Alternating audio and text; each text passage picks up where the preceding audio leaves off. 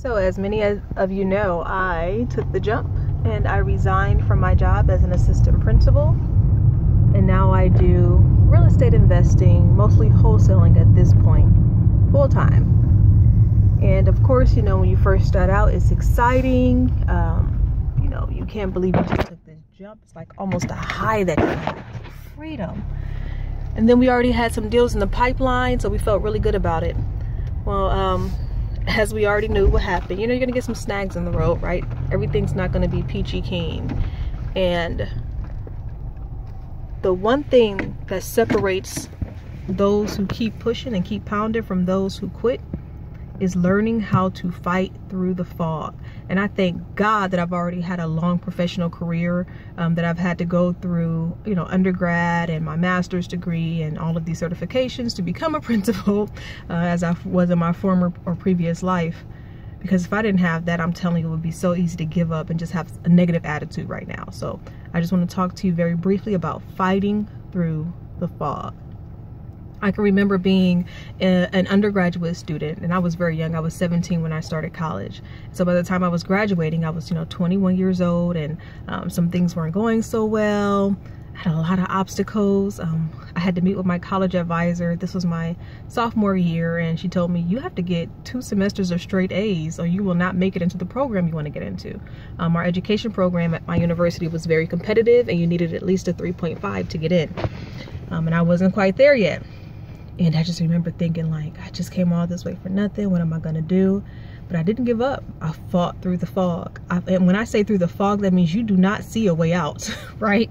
There is no light at the end of the tunnel. You can't even see left to right. You don't know which way is up or down, but you just keep fighting through it. I fought through it. I was able to get 2 semesters of straight A's. I think I probably got straight A's for the rest of my career, with a couple, you know, maybe C's here, I mean B's there, here and there at the very end. I could think back to my master's program when I was overwhelmed. It was so much work, so many obstacles. I became pregnant my very last semester. I wasn't feeling well. I had a professor who I just could not understand. We just didn't get along very well, and I could not see how I was going to get through it. I couldn't. But again, I was able to fight through the fog. I didn't see a way out, but I kept fighting anyway. When I wanted to become an assistant principal, there were only 2 assistant principal positions available, and over, what, 5,000 teachers in the district, and of the 5,000, maybe 800 of us were qualified, and I think like 600 of us went for that position, and I got it. But I think the difference between me and the other 600 people, I fight through the fog.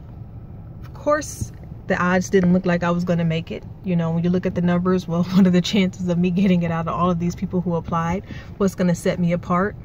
But I kept a positive attitude. I didn't give up. I kept trudging through, even when I didn't see a way. I fought through the fog, and I was named assistant principal at the age of 28 years old.